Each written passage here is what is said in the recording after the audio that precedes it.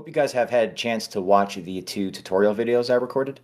If you haven't, walkthroughs, tutorials, either way. If you haven't had a chance to watch those, I'd recommend you check them out. I went over the hiring, which is the same thing as minting or purchasing the NFT. Then, of course, I went over the household. The household video, just a little Easter egg. The household video was way longer. I said nobody's going to watch a 30-minute video, so I actually cut it into two. The second, I should say, the third one is going to be posted. Try to get that out today or tomorrow. It's all about strategy. Why did I choose those NFTs specifically? And I think you'll find it very interesting because in that decision point that I had to make, a common ended up being used over a rare, and you may wonder why that is. But watch that video; it should be out today, hopefully today or tomorrow at the latest. It's going to really open up how this strategy works. I think a lot more as well. I think with that we can go ahead and get started. Whenever Yan gets in, he will get in. That's okay. We're going to reward the early attenders, and I know more will come in. They're recovering from the Royal Rumble. So as you know, I am Fifth Shadow, one of the four founders here at Fifth Kingdom. I focus primarily more on business strategy, ecosystem development, and really a lot of the behind the scenes. I've been using this left brain, right brain thing. I think I'm going to use behind the scenes, front of scenes instead, maybe a little bit more, but a little more behind the scenes, like business systems and architecture. And of course, I will not introduce Zulfi for you. I'll let him do that. But we're going to make some quick introductions here, and then we're going to discuss the game. So we're here to discuss the game today. Of course, if your question is slightly not related to the game, that's still okay. But let's try to keep it focused on the game. So be thinking game questions. The top three questions, and we'll determine that, when we're done with the AMA here, of course, will be chosen to potentially win some prizes today. And we do have our developer of the game who's making his way in here. His Discord is acting up a little bit, has to be updated and wants to refresh about 30 times. So he's making his way in here. So hopefully he gets in here, and we will have the developer that you guys can also ask questions to as well, which will be great. But with that, I'm going to pass the mic over to Zulfiqar to make an introduction, and then we will get into discussing the game. Again, be thinking game questions and post them in the chat, and we will get to them once we discuss the game sort of, through our vision, through our eyes, a little bit more in detail. Thanks, Shadow. Assalamu alaikum, everyone. How are you? It's Zulfiqar, but now I think you know me. I am one of the four founders of the Fifth Kingdom, and I just died. Stage 13. There we go. Back on the leaderboard. So I focus mostly on the creative. I am the resident nerd. So I make sure that the storylines and the architectural systems are all coherent so that everything we do with TradFi, DeFi, the NFTs, the different digital assets, everything is wrapped in an immersive storyline so that as we're evolving through the system, it all makes sense. And inshallah, you all see yourselves in the characters that we create. Yeah, and I'm excited. I've been trying to get Yan to come into Discord for a while to meet y'all, and his usual line to me is, well, do you want me yapping or you want me typing? And on behalf of all of us, I think we want him typing. But we're at a good place with the project, so fortunately we were able to get him today. Obviously, I play this game a lot. You guys have seen my runs. Shadow plays it a lot. Y'all are playing it. But nobody really knows it as well as the person who is making it. Yan drives a lot of the development efforts, not just physically making it, but even just the design choices. We have recommendations, and usually the way it works is I will come up with some harebrained idea, and then Yan will make it better, and then Shadow makes sure it makes sense. So, looking forward to having a few more members of the team being introduced to you guys. Shadow, we want to start trying to answer questions maybe while we wait for Yan to come in here. We could do that. Why don't we describe the game a little bit? Maybe there's some people in here that may not have played it yet. So when they're coming in here, maybe this may be the first AMA they've jumped on, although I do see a lot of familiar faces. But just for anybody maybe who's also watching a recording of this, even though you could go to fifthkingdom.com right now, connect your wallet and play the game, describe the game a little bit. What is it? How does it work? And where are we at as of this second right now? Not where we're going to be, but where are we this second? Sort of just break it down for us. If you haven't played Fifth Kingdom's Dungeon Survivors, then where are you at? What are you doing in life? No, I'm kidding. I might be showing my age on that one. Yeah, yeah. Yeah, so it's a roguelite dungeon crawler game, right? So it ties into our initial expeditions. In the Fifth Kingdom, we are in a new realm where everyone is trying to gain their fortune. The easiest way to do it is to start to mine these highly rich, magically enhanced resources located in the caverns of this new world. Well, you can't just go in there and claim the treasures because they're being protected by monsters, ghouls, creatures, all manner of evil stuff. And, as we all know, if you get to stage 4 or higher, dragons. So the idea is that you employ delvers, you employ people who are willing to do the dirty work, go in there and bust these ghosts. So our players are those delvers. So when you jump into Dungeon Survivors, you immediately port yourself into the dungeon and you clear through stages. If you look at our website, you'll see that we have 13 hero classes. We have over 30 weapon combinations. Well, 30 weapons with multiple different combinations. And an ever-increasing amount of monsters and bosses. And I'm waiting for Yan to get in here because I don't want to take all the credit for all the new stuff that we're going to be releasing. Just so everyone knows, like I said when I was speaking to Terrace over at the CJF Friends Discord, it is a privilege and a source of honor and pride that I get to present a lot of these products and services to you guys. Like I am really proud of the work that the team's doing, but it is not me in any way, shape, or form. You do not want this goofball on a keyboard typing in syntax. Believe me this. So really, I am a dwarf on the shoulders of giants here, and I'm looking forward to you guys meeting one of the giants behind the Fifth Kingdom. And I'm just trying to talk Jan up so he gets nervous when he gets up here. Like, I was going to say, there's nowhere to go but down by the time he shows up. He's being built up so much. No, you guys are going to love him. He's a great guy, and he can discuss sort of the mindset behind something. We have a large team. It's interesting because I look around the play to earn space and the NFT space. I don't really see teams. I see people. Right? I don't really see businesses. I see projects. We are not just a project. We are a business. We are not just a person. We are a team. And I have my role. Zulfiqar has his role. The founders. Anna with the art, Jan with the development, and you name it. We have more than that. Legal, you name it. And everybody has a role. And what we want to do is we want people to flourish in what they are skilled and gifted at, rather than trying to micromanage everything. And that's a difficult thing because I find that a lot of founders in Web3, they sort of want to be the one who knows everything about everything. You've probably met people like that. They know they're marketing experts. They can develop, they can speak, they can do everything. And the reality is you can't do everything. That's why you need many hands to make light work. Is Jan having some additional difficulties, Zulfiqar? It looks like he's having a Discord issue. So we are speaking this guy up so much that if he doesn't show up, it's going to be like deflating a balloon. That's okay. If he makes it in, guys, that's great. If not, we can always bring him back in another session. But he's having some Discord issues at the moment. It's not a big issue.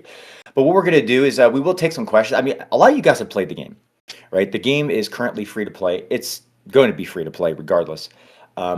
So go and play it yourself if you haven't, and we're going to be beginning to run some competitions, a lot more competitions surrounding the game now that we have, if you haven't noticed, as of I think 2 or 3 days ago, we have daily and weekly leaderboards now. So that means if you are number 1 today, tomorrow, you might be number 2, and we're going to have the opportunity to be able to run a lot of different competitions, and we have a big push that's coming out for the game. I hope should be today, if not Monday, or possibly Tuesday, but should be today a big update for the game as well.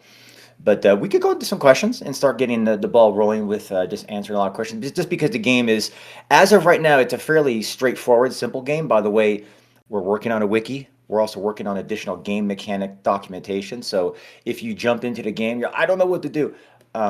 It's pretty simple. Walk around and kill things. And fight. Run. Yeah, I was gonna say, run. It's almost sort of. I've played a lot of mobile games, and sometimes I jump into a mobile game, and the tutorial is actually very annoying. I had to get through like 9 walls just to figure out, okay, I get the game, now can I play it? Uh, our game is straightforward enough to where if you play it, it becomes like second nature pretty quickly. But so we don't have to like digress too much about the game mechanics, although we have documentation about that coming out. Let's go into a couple questions. We got a lot of really good questions. Again, we'll try to get to as many as we can, and hopefully we get Jan coming in while we're answering questions. He'll disappear like Batman. So I'm gonna. This is actually a really good question. They're all really good questions. But biggest bird org. I think I'm saying that right. Sorry if I'm messing your name up. Don't mean to. A lot of blockchain games attract users with rewards at first. And what do you think will keep players genuinely engaged in Fifth Kingdom, say a year after launch, even if they're not focused on earning rewards? Zulfiqar, It's a answer that. I can chime in as well, but feel free to take that one if you don't mind. it's a fun game, and the storyline is going to be engaging. We own our own IP. This is a literal world that we will be building. So as each expansion to the game arrives, everything you do in the game will have some sort of an impact on the greater community. So even if you're not, and even if you're not into it for the play to earn, if you're allergic to money, I know those kind of people. But if if you don't like the play to earn element, you're not too interested in all the different utilities. It's just a fun game, and that's not just me saying it. That's the feedback we're getting. It's one of those things where everyone thinks their baby's the cutest baby, but from the feedback, and I've asked people to be brutal. Y'all tell me if I'm lying, but it's an addicting game. It's fun. It's a simple, elegant, rewarding system. The dopamine hits keep on coming.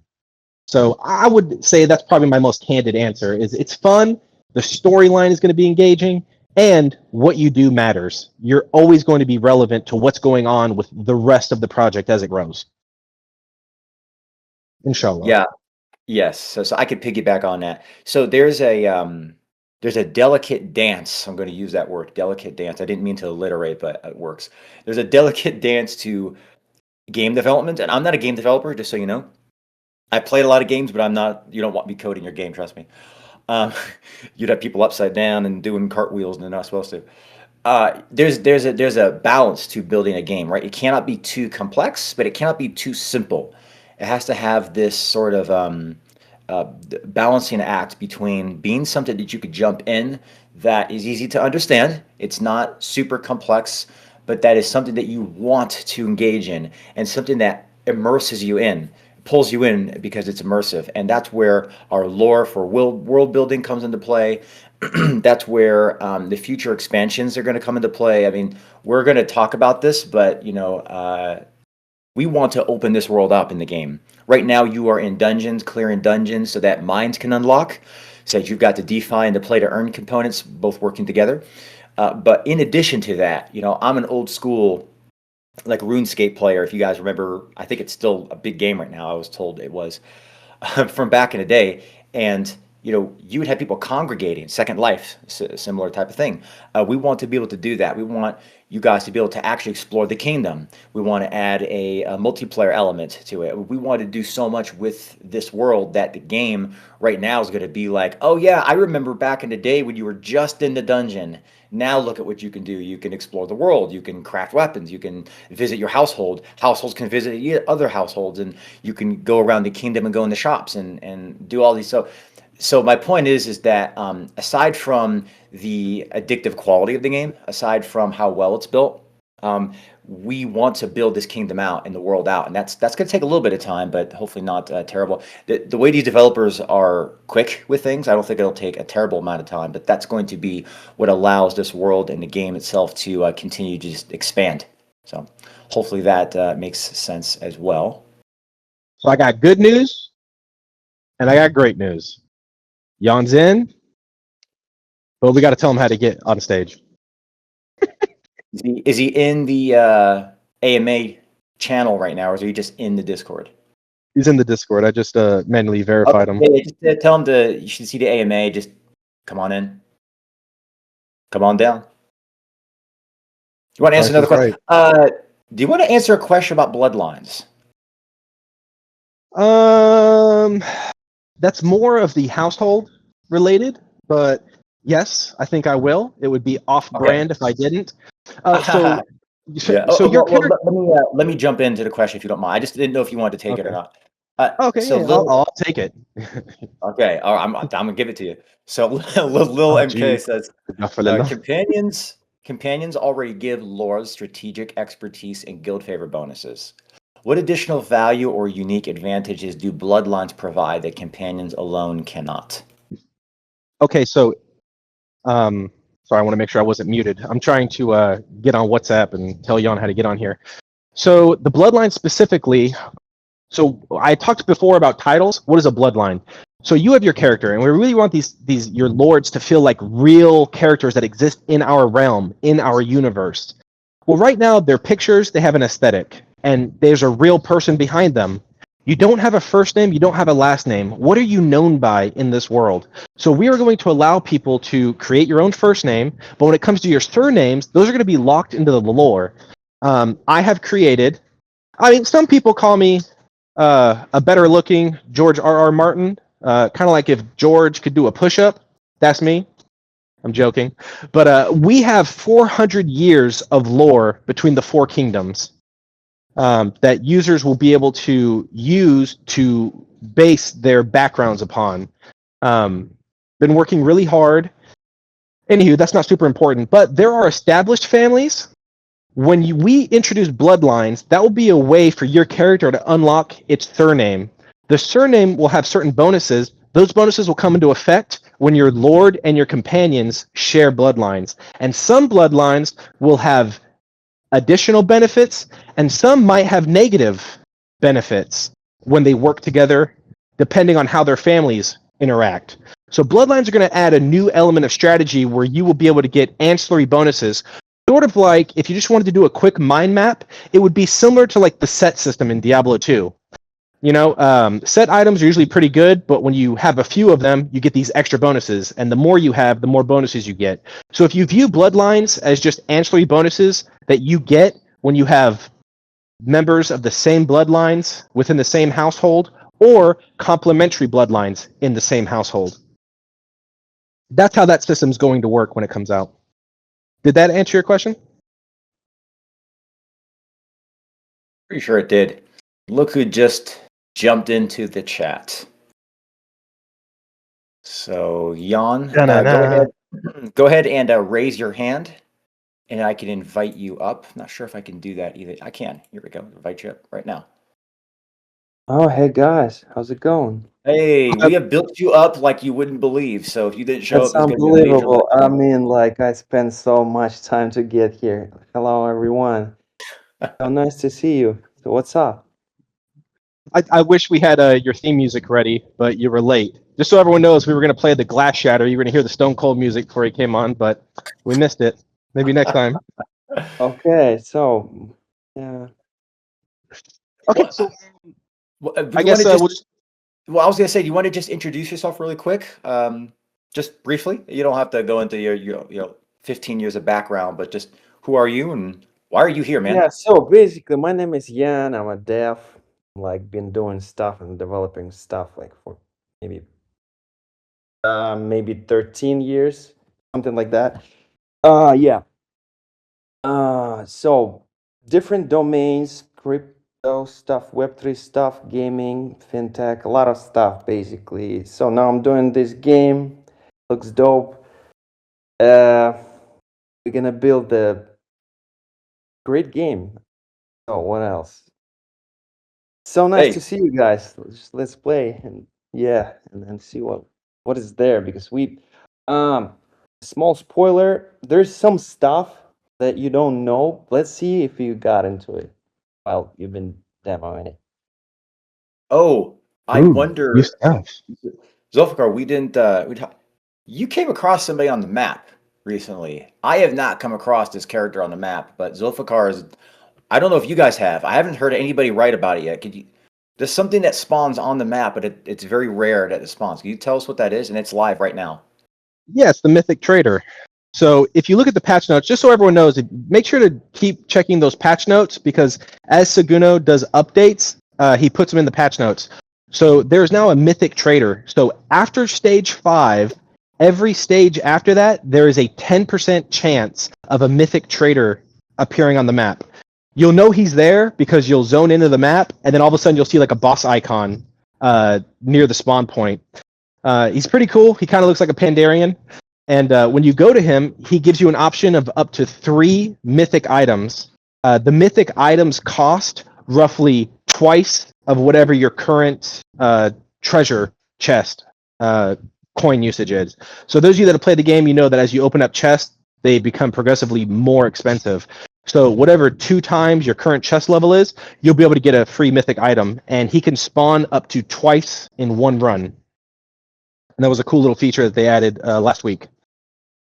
Yeah, be sure to Monday. check again the game change log channel. That's where you will see the developers posting the updates that they are pushing out to the game. I have not come across a trader. Zulfiqar's like, "Hey, did you see the trader?" I'm like, "What trader?" And I was like, "Oh, I should go read the change log." So I'm telling myself to go read it. This is a really good question, and I bet you Yan could even chime in on this if we want to include him in the answer as well. But I'll start off with Zulfiqar. This comes from Denise Sweeper, great member of our community. I've heard of him. One of the biggest challenges in Web3 gaming is maintaining long-term player engagement after the initial excitement of NFT mints and game launches fade. As Fifth Kingdom continues to develop its household and hire systems, how does the team plan to create a sustainable ecosystem where players remain motivated by meaningful progression, social connections, and gameplay experiences rather than just short-term rewards alone? And what does success for the kingdom look like 3 to 5 years from now? So kind of 2 questions. How do we continue the sort of excitements and the progression? And what does the kingdom look like in a couple of years from now? Through constant development and religious trepidation. So as Yan will tell you, and actually I've said this before, I've let you peek behind the window a little bit. If everything were up to me, the game would have every feature under the sun, and everything would be 75 to 80% done. Yan and Shadow are the ones that ensure that I don't allow the perfect to be the enemy of the good. They are the arbiters of what actually makes it to MVP, and it's a good system that we have. So what's going to keep people engaged is just the systems. We're going to continuously build and build and build. We love this game because we're building a game we want to play. So that's just the honest answer, is we're going to keep building things. We're going to keep expanding. Right now, you're inside a dungeon. What happens when you leave the dungeon? Where are you going to go? What happens when we add our player hub, where people can just hang out and be communal and show off their skins and their special auras and things like that? So that's the way I would answer the first part of that question. And the second part is that we love this company and we love this product. And so everything we do has to work for today, tomorrow, and the day after. So we're never going to, and I always use this analogy, we're never going to eat the goose that lays the golden egg because we're hungry and want to eat for one night. So as you notice, our discovery rates, the way that we talk about the mines being mined out, the way that we talk about the exploration fleets go, we speak in multi-year prose because we are going to be here for multiple years. So everything we do is planned for a 5-year run. So we think in 72-month cycles. So if that answers your question, that's how we're going to ensure that we don't shoot ourselves in the foot or do anything just because we want a quick fix. If this was a money grab, I'd sell you $40 cat pictures. A lot of $40 cat pictures. We were this close. We were this close. Oh. But in addition to the cat pictures, there would be some kind of token that is worth maybe something later. And then we might do a pre-sale. Something to the first people. Yeah, sorry.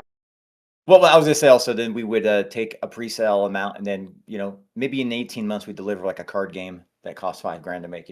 That's that's actually not all Web3, wow. but a lot of Web3. Wow. I hope they're not in here. Well, keep in mind too, you guys may have. We're gonna update the light paper, by the way. The light paper it was pushed out before the thread contest. We're gonna get that updated as well. But some of you have seen the roadmap. Well, that roadmap, we have internal roadmaps, right?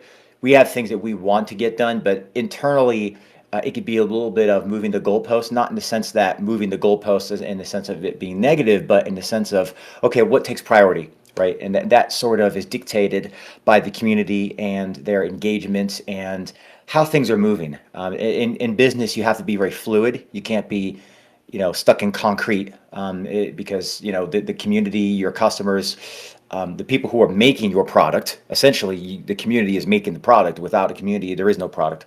Will sort of dictate the direction. But we have at least several years, as Zulfiqar mentioned, of internal roadmaps of things we want to build. So when you guys see a public roadmap, that's a little like sampler. That's an appetizer of what it is we actually want to build.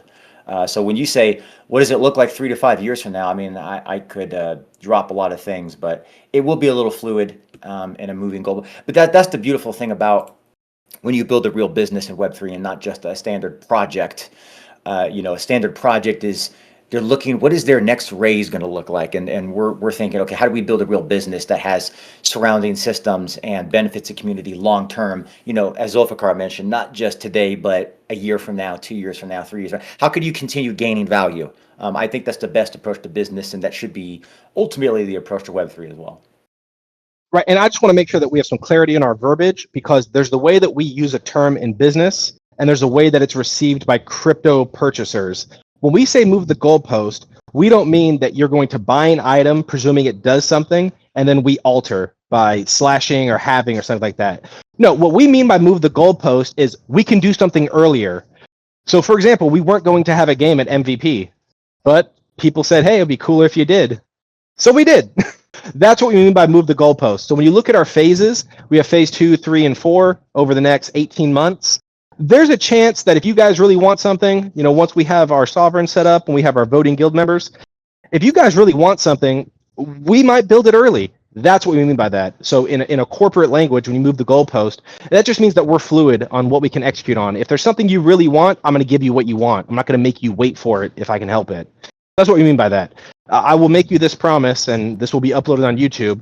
When you purchase a Fifth Kingdom NFT, whatever it does right now, it will do until, inshallah, I'm in the grave.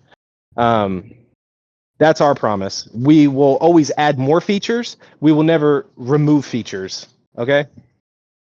And that goes into the foresight we have in the product. I saw somebody on Twitter. I think that person's in here, so I don't want to call out their name, but I saw somebody on the Twitter. They mentioned that they had purchased, I think it was like, what was the number? It was like 300 NFTs or something. They were all worthless over like the course of several years. And this was actually a Fifth Kingdom thread. If you're in here, thank you for the thread. It was great. But the whole point of it was, it was a hype, and this is what NFTs are, generally speaking. There have been some projects that have done well. I'm not going to bash every single NFT project. It's just that they're taking something, they're attaching a JPEG, and they're creating hype with now AI images. But at the end of the day, what does it do? That's the end. That's the reality. It's not just about flipping it. Flipping it, yeah, that's part of the system. That's part of Web3. But what if you didn't have to flip it? What if you could get the NFT, actually raise its value by participating in the ecosystem, and that NFT is actually worth more? We haven't even discussed that, but that's, we create something very different in this space, and that's part of actually running a business, not just, having individual raises because, hey, I need to go on a vacation in 6 months. So I ran out of other people's money. I ran out of other people's money. Exactly. Yeah, here's the fact, guys, and you can take this to the bank. Every other NFT project that I'm aware of, you don't really own it. It's a dadgum picture. It's a picture. You can right-click, copy, save. Now you own the Bored Ape. Now you own the Azuki. There you go. You cannot copy-paste a Fifth Kingdom NFT. You cannot copy-paste a Lord. Only the owner can do what that Lord does. Only the owner and holder of that NFT owns what that Lord owns. You can't copy-paste a Fifth Kingdom Lord. You have to buy it. You can fork a lot of things. You cannot fork Yan. That's that. Speaking of Yan, I have a question that I think is really good for him, but also Zulfiqar, you can answer this as well. This comes from a Gambit. It's kind of long, so I'll just summarize it.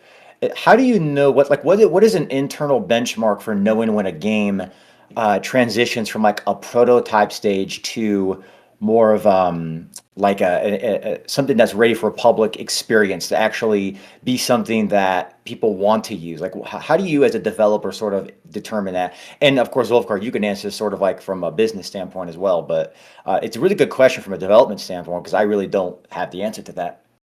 Yeah, well, I'm gonna let gonna Jan promote. answer it because just so everyone knows, he tells me when it's ready for prime time. Okay. So, well, that's a tricky question, to be honest, because well, that depends on the expectation. From my point of perspective, the game never reaches the stage when it's completely finished. So we try to build a foundation that allows us to build like infinitely on top of it. Like so, it's already playable, even though it's a early alpha. But so every day we try to address a couple of questions. The first one is so how we can add up to the depth, how we can make this game better today or this week. And we accumulate, so in the game industry we have accumulated so many mechanics, so many stuff, especially in the dungeon crawlers and roguelike domains.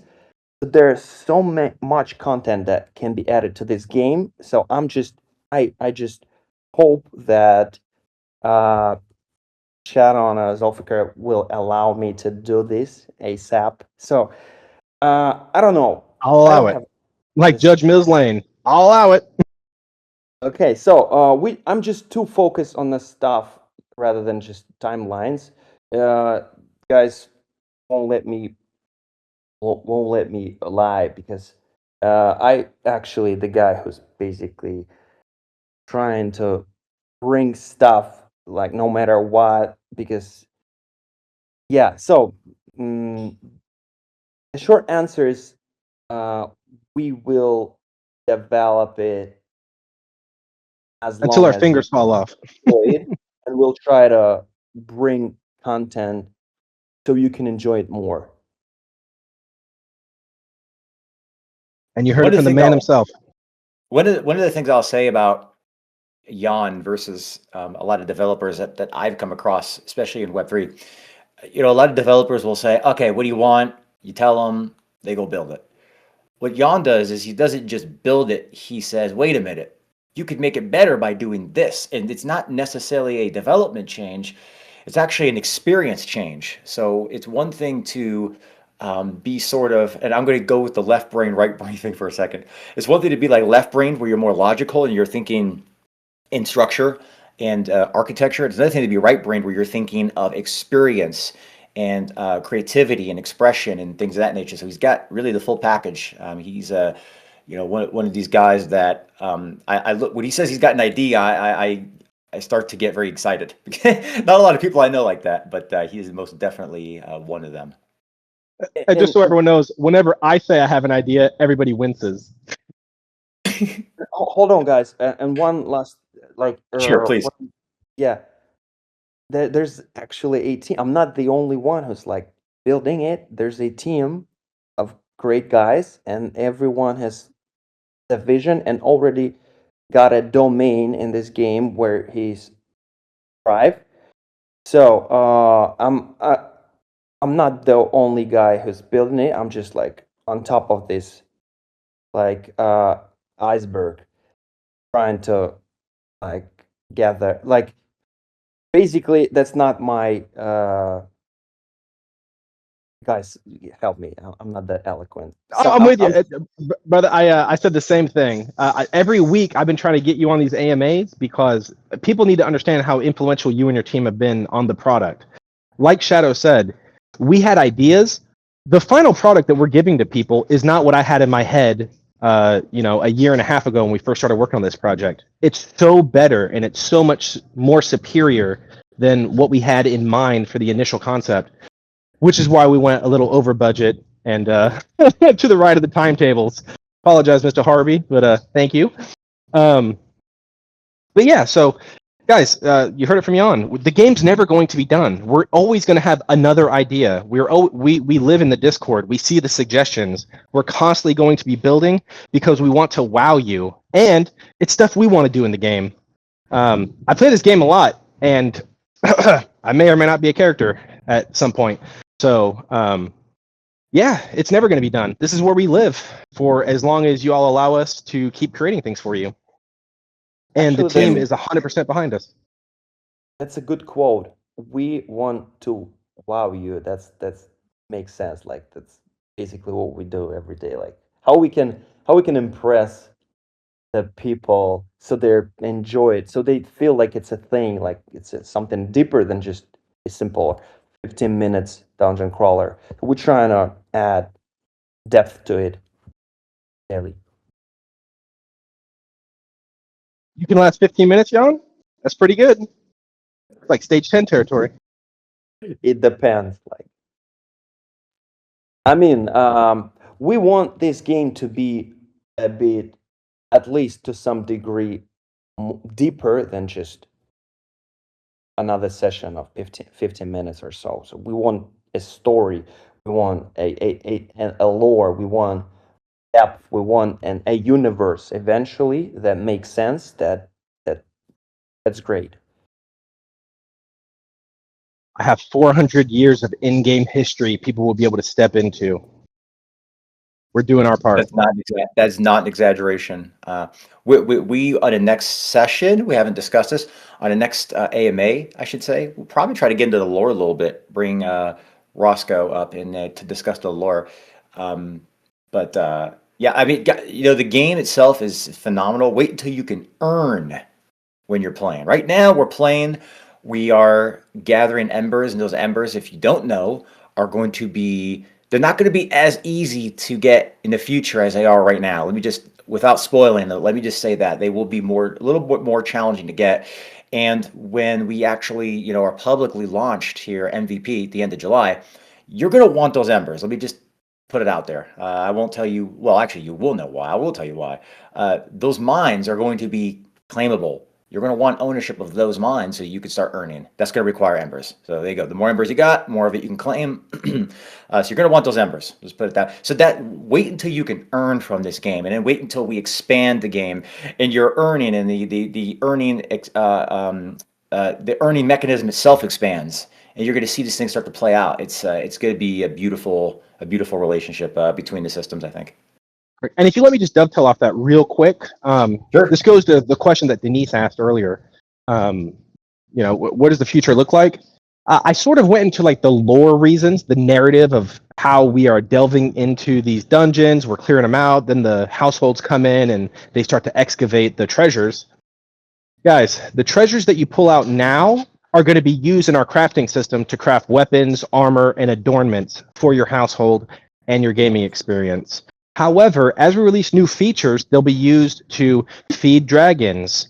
We will have more resources that people will be able to claim. You will be able to create things like ships. You will be able to create more and more items to build this world out. Everything we introduce in this world does not come from the ether. You cannot create value out of hype. That is why projects fail. That is why they are not companies. You cannot sell an idea and tell people that they are eating. The proof is in the pudding, and the pudding is in the eating. Everything that you mine out of these expeditions will be used in a future system to build something, to include eventual buildings. When we talk about building a digital participatory world, we literally mean that. Every single raw material that you pull from the earth of this realm that we are creating will be used to create the environments that we will experience in real time as we literally build the world. So that's why it's so important to be an early adopter. You are going to be drawing the raw materials that we're going to use to literally build this city, build this and expand the domain of the Fifth Kingdom. So you will actually be able to not just own digital land space and portions of the story and have a ownership stake and be a stakeholder in the foundations of a project. You will literally be able to own buildings. You will create buildings. People will be experiencing the benefits of your labor, and they will never even hear of you. And that's, like I said before, it doesn't matter if you're a member of the Fifth Kingdom at the beginning, you disappear for 5 years and come back. Anything you built in our system will be there until we shut it down. I'll get to the next question, but I'm going to say one last thing on that. We keep being asked, hey, you could have a token. And we keep alluding to a project called Kingdom Builder. Without getting into it too much, that's essentially what Zulfiqar is talking about. You have projects that are going to be projects, ecosystem expansions, really is what I want to call them, that are going to tie directly into what you guys are going to be participating in from day one. People are going to come in at day 200 and say, I wish I could have been here day one, because they're using the stuff you guys built. Right? You'll see how that expands over time, but just kind of keep in mind that roadmap doesn't just benefit people later; it's benefiting people from day one, not just day 1,000. But sorry. Let me get into some more questions here. A crypto giant is asking a great question. Great name, by the way, too. Many games reward players for simply spending more time or owning rare assets. In Fifth Kingdom, how are you designing gameplay so that strategic decision making can be just as important as NFT ownership when determining a player's success and influence within the kingdom? That's why we have an actual video game. Skill matters. Any of you that have played the game know decisions you make, you either get punished or rewarded for later in the game. I don't know how else to answer that. You have to play the game. No. You'll see the weapon combos. There's a couple questions I've seen about what people underestimate about the game, so I'll wait for those questions to come up before I start talking about like my strategies in the game. As like the second highest person on the leaderboard, number 2 in the charts, number 1 in your hearts. But yeah, so we'll get into that a little bit. But a couple things, guys. If I'm skipping your question, try to ask it again later in general chat and tag me or Zulfiqar. It might have to do with the fact that as we're answering a question, we go on, and I actually kind of answered 3 or 4. Also, I had mentioned that 2 walkthrough videos were put out. I have a 3rd walkthrough video that's going to discuss all about strategy. So if your question has to do with something regarding strategy, wait either today or tomorrow. Watch that video. You're going to see why did I choose certain NFTs and how does that strategy play in, and why was one NFT worth more in my specific situation than another. It's going to answer any like strategy-based questions, I think, a lot better than we can even, audibly say it, because you're going to watch it happen in real time. yes. And I wish people had already seen the video because I would comment on it now, but you'll see, because we had been asked before, like when we did the CJF AMA, some folks asked, if there's an RNG table and rarity dictates discovery rates, how does skill play in if it's sort of, a crapshoot depending on what you get?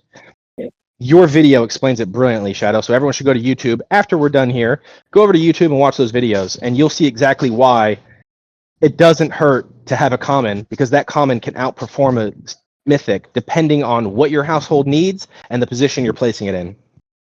Yep. But I won't go for more information because those are spoilers, and I never spoil anything. I never say anything too soon. No, never. I would be doing a lot more videos, guys, so stay tuned to that. If you're not on our YouTube channels, go ahead and subscribe to that. This is a great question. Actually, I wouldn't mind Yan answering this as well, because, by the way, here at Fifth Kingdom, we are customers of our own product. I know a lot of projects will gift the founder something, and we're not being gifted anything. We're being gifted the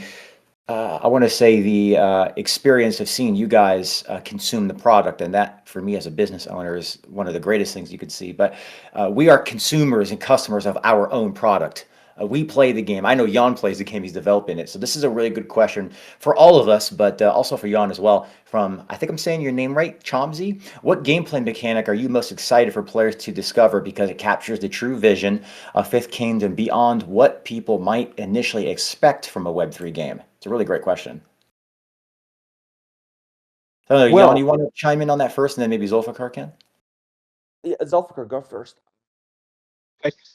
So it's okay. If we're just talking about the game, which is supposed to be the focus of the AMA, I'm stoked for people to be able to put their NFT skins in the game. I know we haven't quite figured that out yet, Yan, but I'm wishing it into existence right now.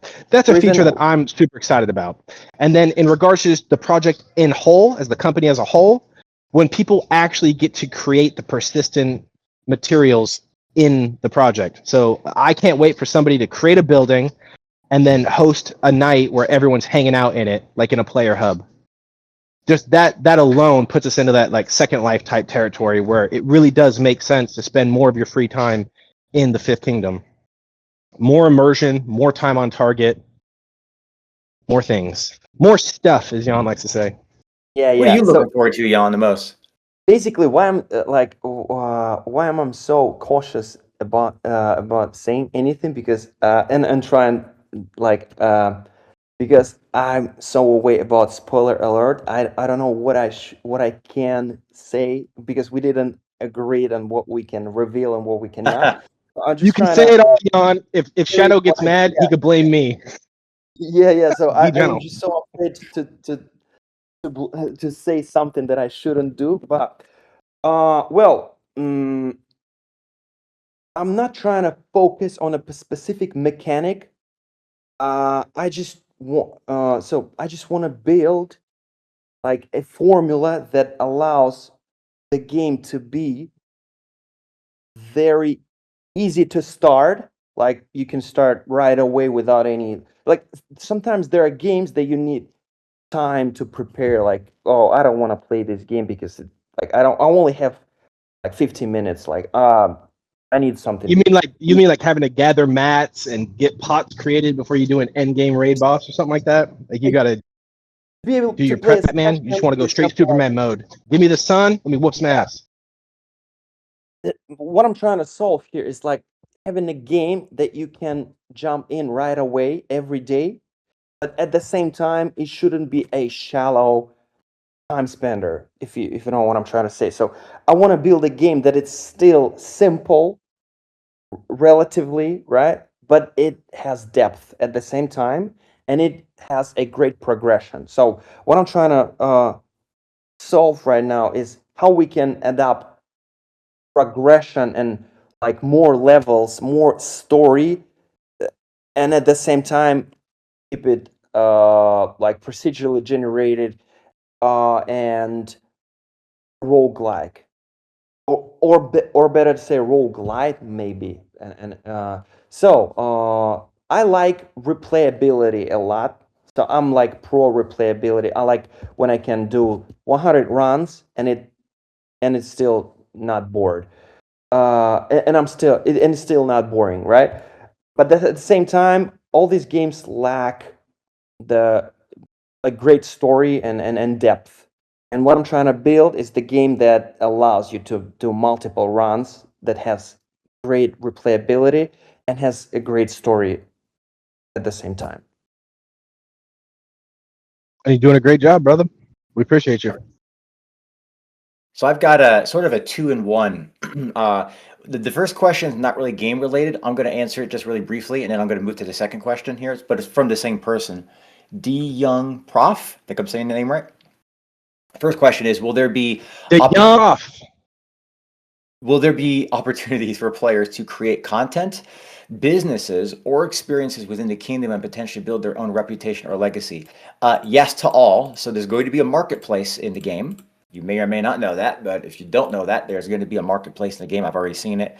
Jan's already building it, I know. And that's going to be a way for, you could say, a business, if you want to use that word. Also, I'm going to drop something on you guys that you may or may not have thought of. But this came up as a question in last week's AMA. It was a great question, and it made me realize we didn't actually touch on this a lot. And I'm going to touch on this in either the video that's coming out today or tomorrow or in a future one. So consider this for a moment. You have your household. You've got your lord. You have everything in position. You go and you are either unlocking mines or you are depositing USDT into the mines, or you're doing both. So you're earning either from extracting resources monthly, or you're earning from the gameplay with the mines monthly, or both. Well, if you haven't thought about this, that follows your NFT. So your lord maintains that. What does that mean? Well, think about it. If your lord is maintaining ownership and claim of those mines, that means if somebody buys that NFT from you, they are taking ownership over all of those mines and everything that you would potentially be earning. So now what does that make your NFT worth? So if the progress and the identity follows your lord, not your wallet. So technically, you could look at the NFT almost, I'll use a term here, but almost sort of like real estate. If you think about, you buy a piece of property and you fix it up and it's worth more, and then you sell it. Well, it's going to be worth more because you've added value to it. So that actually follows your NFT. So any mechanism, if you want to call it a business or reputation or legacy, whatever you want to call it, is encapsulated within your lord. That makes your lord very, very valuable. So I'm just going to toss that out there. We haven't touched on it a lot, so I wanted to just answer that really briefly. Did you have something to add to Zulfiqar before I move on? Yeah, just real quick, just hit it from a slightly different angle. I'm going to answer the question a little bit more directly from like a feature. Yes. So like I said, your character is you. I mean, that's your self-insert. Your household is sort of like your company. Your guild is like your conglomeration. It's a group of people that team up in order to get an outcome. The new features we have, like once we have dragons, I'm not going to go into what the dragons do, but everyone's going to want one. They're going to be hard to get. They're going to be awesome. But then we have things like ships. Like when we talk about the trade routes, we haven't really gone into what those are because we don't have the game and the expeditions that give you the materials to build them yet. But you'll be able to build your own ships, and then you'll be able to dictate which trade routes you take, how long they go out, how often they come into port. It'll be dictated based off which harbor you leave from. Everything in this game is very realistic. It's not going to be complicated. Sort of like Yan said, we have a philosophy where we want things to be easily presentable, but have a lot of depth, so that when you do the same thing 10 or 100 times, you don't do them the same time. Each time feels a little bit new because it's a little bit different when you do it. But when you talk about your character having almost like jobs, having businesses, I'm 100% inspired by Second Life. It's my dream and my goal that people will wake up in the morning, log into the Fifth Kingdom, and then stay there until you shut your eyes. Take breaks at least 5 times a day for those of you that it applies to. But other than that, yes. And I'll just repeat it. The things that you build in this game will be persistent. And so, yeah, you'll be able to own things that other people will be able to jump onto, and you're the main service provider because it's your digital asset. So if you're the ship captain, everyone that jumps on it is sort of piggybacking off of your effort. Yes. Just as an example. Yes, yes. So I was sort of a part 1 of 2 question from the same person. Second question is, and this is, we could elaborate a little more on this. Actually, I think Zulfiqar, you were alluding to this earlier. What is the most misunderstood aspect of Fifth Kingdom that you wish the community understood better? That's a heck of a question. I can think of a few things, but what do you think? What would you say to that? I feel like I've sort of answered this in the different questions. It's just everything you do now will matter later. And I don't mean that to be vague. I mean, you are literally extracting from this digital world the raw materials that will be used to create actual permanent digital assets that other players can interact with.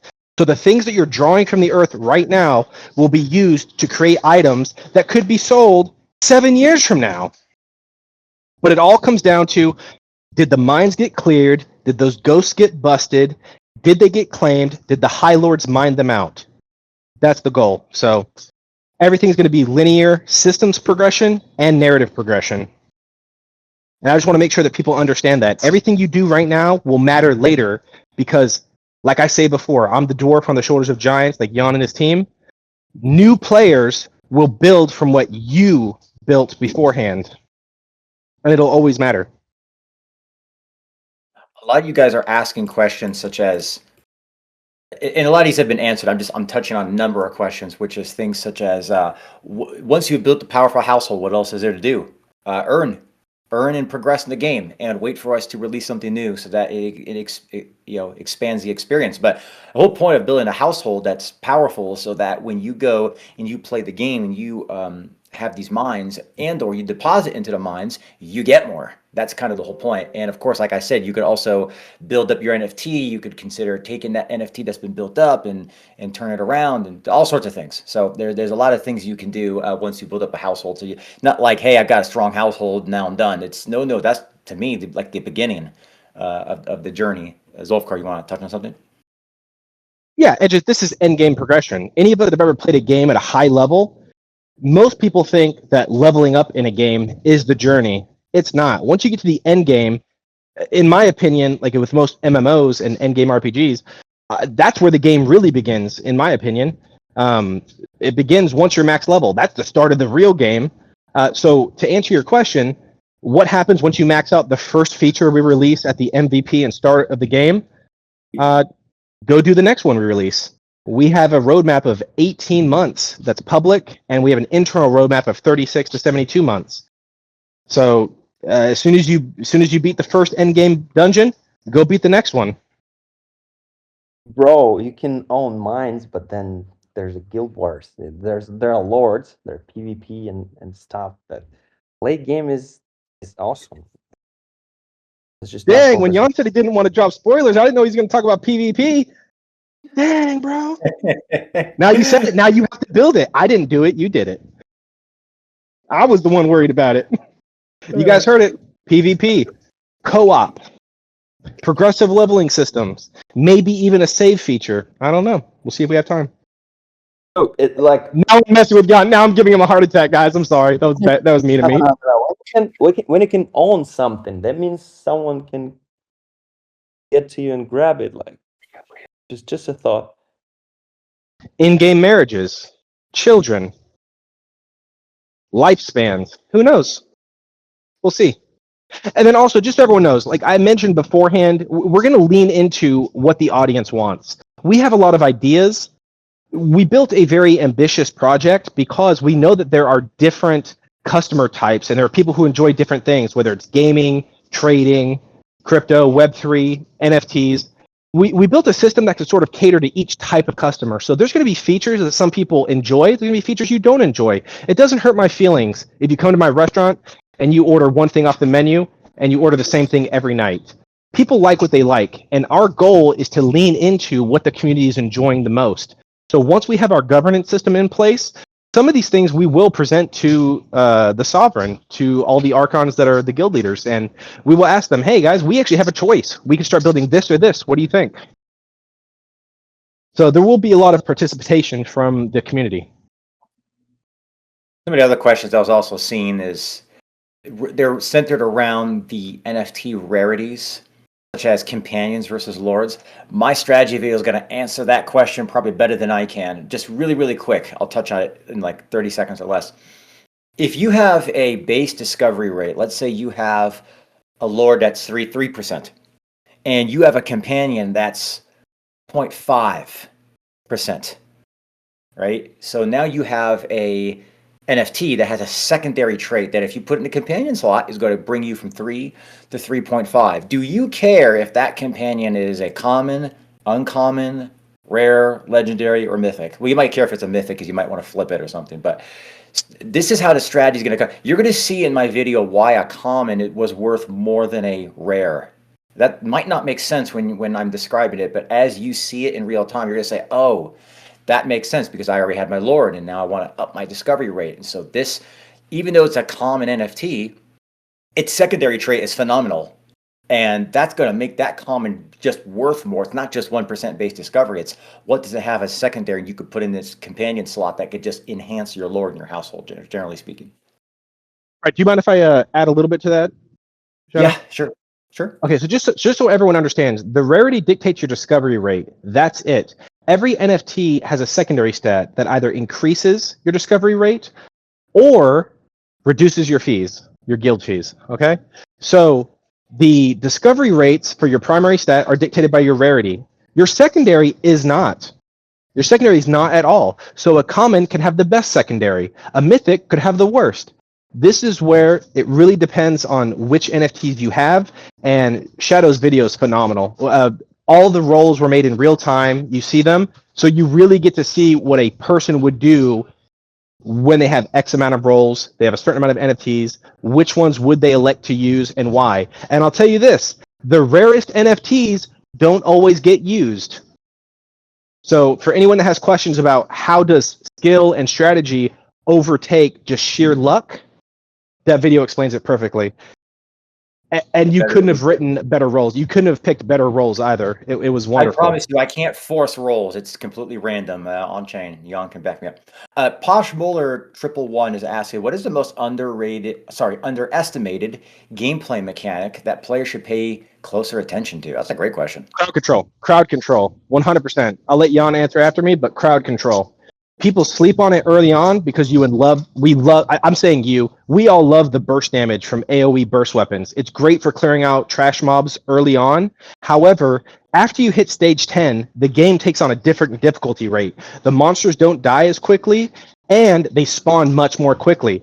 This is where having weapons that typically get passed up on, I'm seeing a lot of runs get passed up on, and I myself sometimes think, no, I don't want this. And then I get to stage 10, and I'm like, oh my gosh, if I only had Tornado.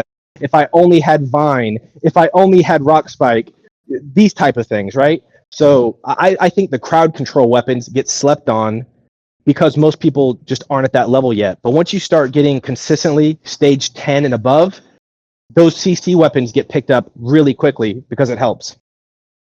I think that's easily the most underestimated element of the game right now. Actually, I agree with this because what seems doesn't make sense on level 1 or 2 becomes very, very important once you cross like 6, 7, stage 6, 7, 8.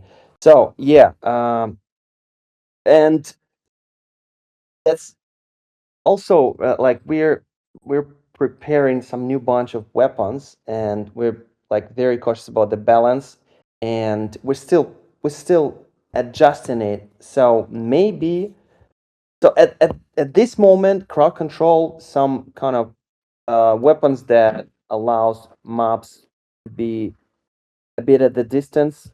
That's a great thing because yeah, as I said, on later levels there's so many mobs and you just like need a bit of distance to survive because they hit like a truck.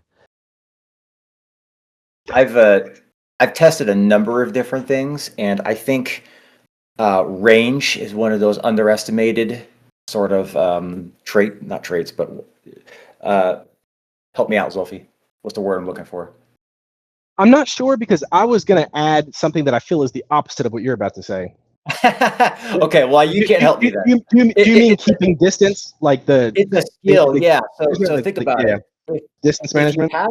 If you have something that's an AOE, the area of effect, if something's just around you, like the purging verses or the soul drain or anything like that, they still have to get close to you, right? So you actually want greater range so you can actually kill them before they get that close to you. Because if they get that close to you and they don't die quickly because you're at a higher level, you have to run through them. So you're going to take damage, right? So actually taking them out from a distance, sort of like a sharpshooter, to me has been a little bit of my. But then again, hey, I'm not number one on the leaderboard, so maybe you listen to what Zulfiqar is saying.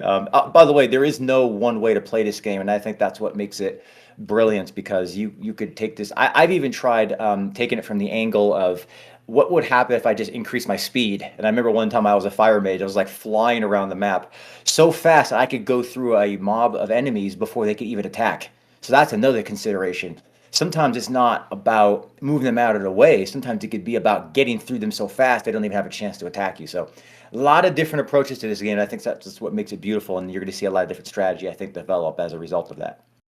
You know, so in that case, I do agree with you. Distance management does matter. I was going to say people sleep on the melee classes also because it takes a little bit more skill at the beginning. But trust me, wallahi aladhim, once you hit like level 3 on a melee weapon, you are a blender. I dare them to come near me. Come near my weapon art. Masked Brawler is maybe that's an underrated character. I'm just being honest. Masked Brawler, that bonk hammer. If you're skipping that when you see it, give it a try. You'll thank me later. You know what? I'm gonna have my own opinion eventually. What helped me survive most of the times, like at earlier levels, the health drain, like it's not noticeable. But once you stack your stats a little bit and the damage, it becomes like plus 5 HP, plus 7 HP, and there are a lot of mobs that helps you heal quite effectively. So I would say that lifesteal is underrated because you can stack it up and it becomes very, very effective. Oh, lifesteal with the laser beams? It's filthy. There are different kinds. There are different types of abilities that gives you. You can get a lot of life stealing from the chest. It's just like a straight stat from the artifact. But once you stack it up like a couple times, like here 2%, there 5%, there 10%, probably from a mythic weapon there could be 15%, and you start seeing this green increments, green numbers next to a horde of mobs, and you heal quite effectively. Like it helped me a lot across the runs. Really quick, you guys may or may not know this. The root vines work on bosses. Just tossing All that the out there. CC works on bosses. Yes, if you Yeah, haven't. yeah. Every negative effects are working actually. Yes, yes. Okay, so we're coming up on an hour here. I do want to be respectful of people's time, especially Jan. I know he's taking time out of development to join us, so we're gonna try to wrap it up here. We'll take a couple more. And There go the new weapons for today. Sorry, guys. yeah, My I bad. mean, hey, you got to give and take. That's part of life. It's a transaction.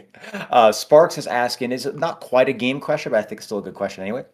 Will companion traits evolve dynamically based on expedition outcomes and player decisions, or are their strengths fixed from the moment they're hard? That's a good question. It does lead into some future expansions we have in mind.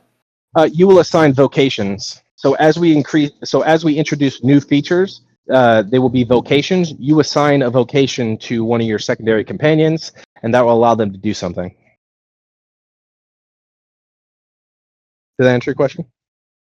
Yeah, I think it does. Definitely think it answers the question.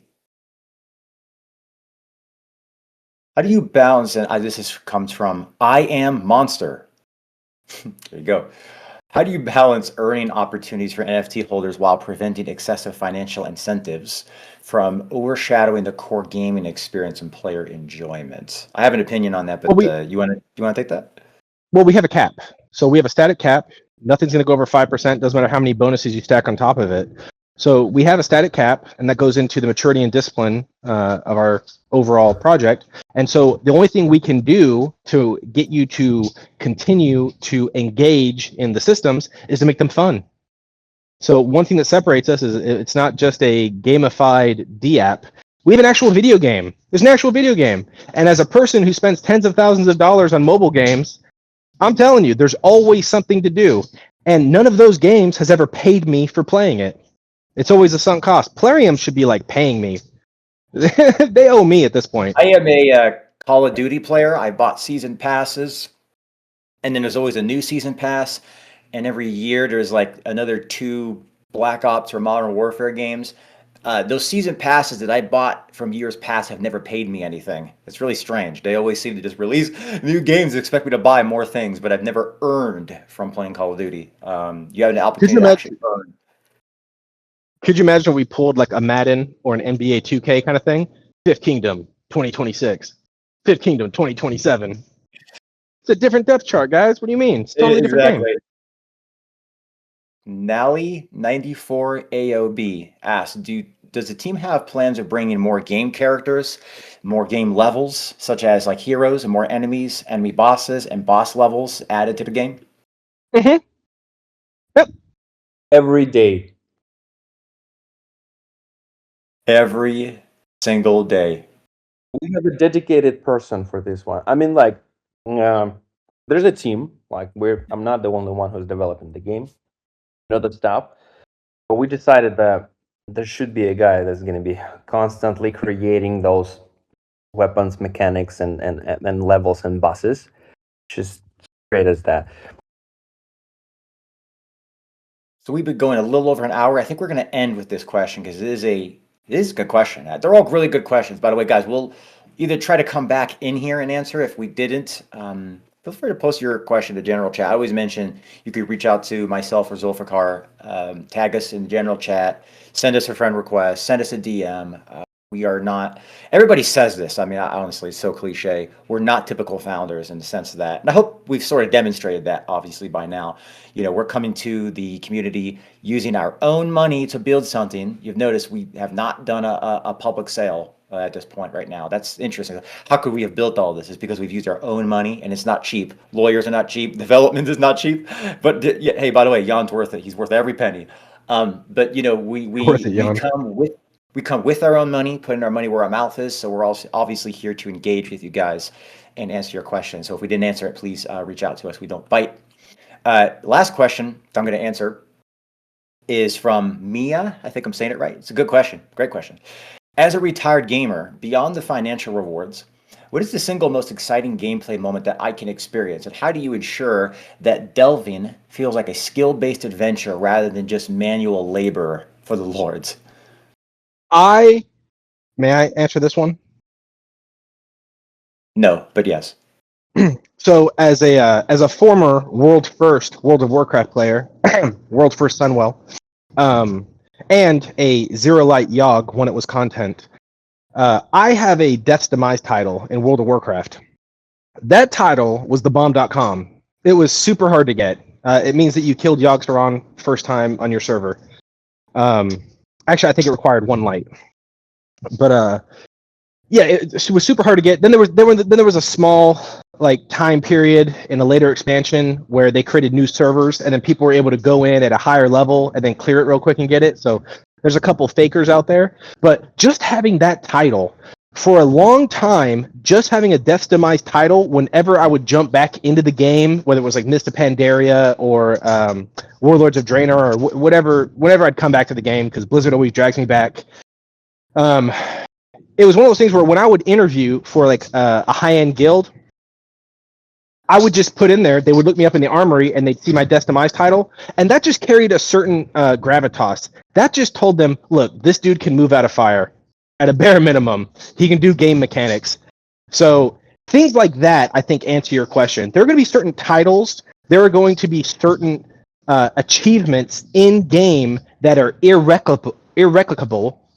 And when you just show them, even if you stopped playing the game and you only logged into the social hub, when you log in, I mean, people are going to know who you are. They will whisper in hushed tones, like, "Oh my God, look at that guy!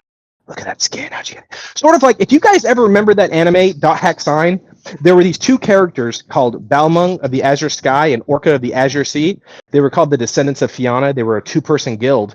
Well, they completed a in-game world event. They duoed it, and as a reward, they were both gifted a custom skin. One of them didn't take it, one of them did. So Balmung had a 1-of-1 skin in the game. So in that anime, just him logging in, people knew who he was based on who he was. I would love to take the philosophy of that and put it into the 5th Kingdom. So when you do something, it does matter, and people should be able to look at your character and know what you've done.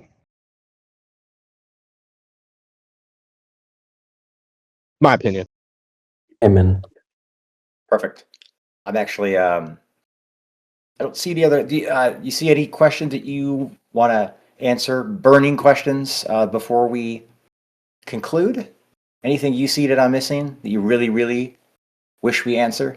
Zulfiqar from chat?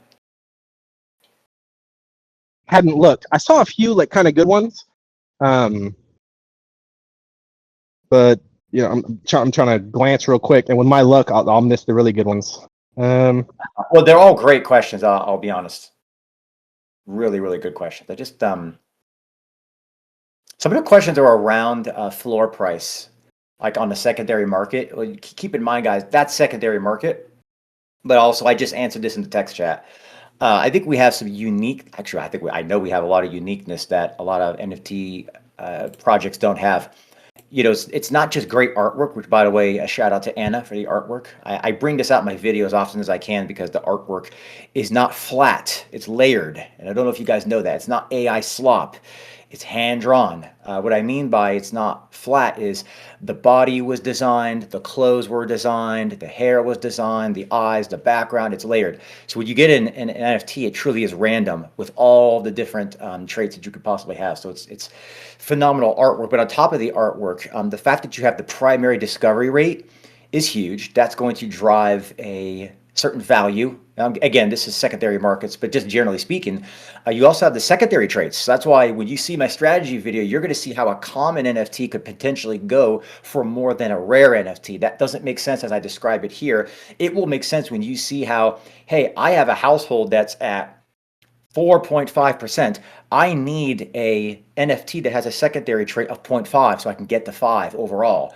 Well, you have a common. I'm willing to pay a lot for that because the 0.5 secondary traits are incredibly rare. But on top of that, we touched on this earlier, how an NFT's progress follows that NFT. It's raising the value of it. So all these things, when you wrap them together, I'm not here to guarantee a secondary market price, but if you think about what it is we're building, I don't know of another NFT project that's adding value to that individual NFT the more you use it, and with the primary and the secondary stats, because what it does is it allows an NFT that's a little more common, that let's just say is very common, to be worth more than one that maybe is more rare. So a lot of things to consider. Okay, so Hamish Benz asked a really good question, and I'll try to read it quickly. I know I speak very slowly, guys, so bear with me.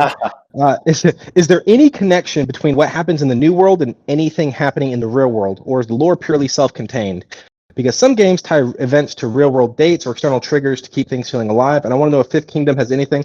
Okay, so I might get in trouble for this, but there could be an in-game event where where another culture, maybe they discover the Fifth Kingdom themselves, and it was promised to them 3,000 years. I'm kidding. No, but yes, we do. So when I talk about the lore, we have built 400 years of history that your characters will be able to walk into. Now, the Fifth Kingdom itself is 50 years old. So we're entering into the 51st year. So when the first players enter the Fifth Kingdom, we are in the 51st year of the kingdom being in existence. However, we have not just 400 years of history and the relation between the four old world kingdoms, but each kingdom is completely unique. We own the IP. Everything comes straight from this dome. So each one of the kingdoms is going to feel different. It's going to be unique. They have their own customs, their own belief structures. We have an overarching cosmology that will not be revealed. And each kingdom has their own way that they interact with that original source truth. Okay? And so the idea is that there will be holidays, and there are holidays. When you look at the player guides, so just so everyone knows, each kingdom will have a kingdom Bible. That is sort of like an anthology walkthrough of everything you need to know about the kingdom. Then there's also a player settings guide, which is sort of like a manual for if you want to create your own characters inside this world, here's what you need to know. So we have those. There are holidays that are built into each kingdom and different regions of every kingdom. Guys, I have a philosophy. If we put the work in and we create a world, you will suspend disbelief and come into that world with us as long as we establish the left and right lateral limits of the rules of the world. As long as we don't pull any Deus Ex Machina BS, no MacGuffins, if we tell you you can do this and you can do that, as long as we stay within those baselines, you will suspend disbelief and come play with us. That's our goal. So there will be in-game holidays depending on the regions that are celebrating them, but also we do want to do things that are seasonal. So for example, in real life, if we're doing Halloween, if we're doing Christmas, if we're doing like Eid, there will be certain elements in the game that will pay homage to real world events. Just because we're asking you to spend time here, there should be a little bit of a reflection of what's going on in the fiat world, in the real world. The real world. Okay, I promise. Last question we're gonna answer. Last question. That's a lie. We're going like I'm kidding. An hour and 15. But this is actually, I think, a really, really. I told you it was gonna be 30 minutes. He hates me. Well, I always joke, if you ever attend Jan's a musician, talented musician, by the way. If you ever attend a concert, the musician's done, goes backstage, and everyone yells encore. They come back out. So this is our encore. This is the last. Sort of a questionable answer here. And we have answered this at great length, but I just think it's a good way to sort of sign off. And it comes from, I'm gonna try to say his name right, Ivar the Boneless. What a kick-ass name that is. Ivar the Boneless. Come on, man. Yes, he's a famous Vikingir. He's the son of Ragnar Lothbrok. Let's go. So he asked every single user, whether the ones that just got onboarded or the pre-existing users, all have games that they currently enjoy playing. What is the unique selling point about Fifth Kingdom that will attract and retain gamers a long time? Now, I will tell you, I could give a 30-minute answer to this, but I will not do that. So I'm going to let Zulfiqar give a 29-minute answer instead. Oh, perfect. Clever. I like that. Don't try to contain me. I'm a strong, independent woman. Okay, so to answer your question, just as candidly as I can, every expedition that we introduce can have a different game type attached to it. So any game that you enjoy playing, we can replicate that style, whether it's like a Dota style game or a tower defense or whatever. We can introduce multiple different game types that fit into the IP that we're creating, whether it's eventually a full-fledged MMO or an RTS. We can do it all, inshallah, with your help. All you got to do is buy some NFTs and maybe spend some money in the store. I got kids. Well, I always describe this. I'll try to give a really quick elevator pitch. I always describe Fifth Kingdom as a conglomeration and a connection of the best of three different types of systems that exist in Web3. One of them being play to earn, one of them being DeFi, and then having NFT sandwiched in the middle of both DeFi and play to earn. You have the NFT, which is going to allow access to the earning side of things. Now, you can still play the game, right? You can still have fun playing the game. You can progress. You can win contests on the leaderboard. Level up, buy things from the store. Exchange in the marketplace. There's a lot you can do in the game, but if you want to actually earn, you have the NFT. The NFT saves your progress. But then you have the play to earn system, where you open mines, you own a portion of those mines, and then the DeFi sort of side of things where people deposit into those mines, and that feeds the players, and the players feed the DeFi side. And to me, when you have both of those connected with the NFT, with the artwork, with the all the things we've discussed, such as primary and secondary traits, following that progress with the NFT, the lore, we're gonna have. I'm gonna say it, but I think it'll be okay. Roscoe, hopefully on next week to discuss the lore. As Zulfiqar mentioned, there's already 400 years of history that's been written for all the kingdoms and whatnot. So when you combine the best, I think that truly is the best of all three worlds. That makes it sustainable because you're not relying. We've gone into this. I won't beat the horse dead too much in previous AMAs where you have play to earn systems or DeFi systems that are simply just shuffling tokens around. They've got a high risk lending system or something to that nature where it's a very sort of high risk sort of system, and then you've got just tokens being moved around, and there's no demand, there's no utility. They have never taken into consideration velocity, emission rates, all this type of stuff that just ends up sending it to zero. We don't have that, right? So I look at this system almost like the best of three different worlds plugged together. And we've been in this space a long time. I have a Web 2 background, right? So I bring a unique sort of business sense to this, where I think you come to the table with value before you ever ask for anything. That's why we put our own money into this before taking a single dime. I sort of look at it like, hey, if I'm inviting you over for dinner, I shouldn't ask you to bring the food. If I'm inviting you over for dinner, the food should be cooked, it should be hot, it should be on the table, and it should be ready for you to sit down and eat. So I'm giving you value before I ever ask for anything back. And you take the business side of things with the plugging in the best of these three systems, and that to me really is what Fifth Kingdom can hang his hat on. That's very different in the space. And I think that's a great way to sort of sign off. Yan or Zulfiqar, do you guys have anything you want to say in conclusion? I'm just gonna add a couple of sentences. Basically, that's the boring answer, but that's the great answer. How, like the question is, how are we gonna keep people engaged? And I'm just gonna say the content is king. We're gonna just bring more content again and again, and that's it. Yeah, that's So basically, what you're saying is it's like voting for Pedro. If you buy a Fifth Kingdom Lord, all your dreams will come true. Not financial advice. Okay, well, I think anything else you want to add, or were you finished? No, we've answered all the questions. If anybody didn't get your question answered, just go into general chat, ask it, and then we'll get to it. We live here, so thank you everyone for your time. We appreciate you, and assalamu alaikum wa rahmatullahi ta'ala wa barakatuh. Thank you guys so much. Give us about a day or two at most, and we'll get this recording uploaded. I always like to sign off and say that time, focus, and attention is the greatest currency because you can never get it back. So I want to thank everybody for giving their time, their attention, and their focus, and being here, listening, asking the questions. Hopefully your question got answered. If it didn't, we will definitely get that answered in the general chat or reach out to us. So until next time, guys, thanks again for tuning in. Take care. Yeah, God bless.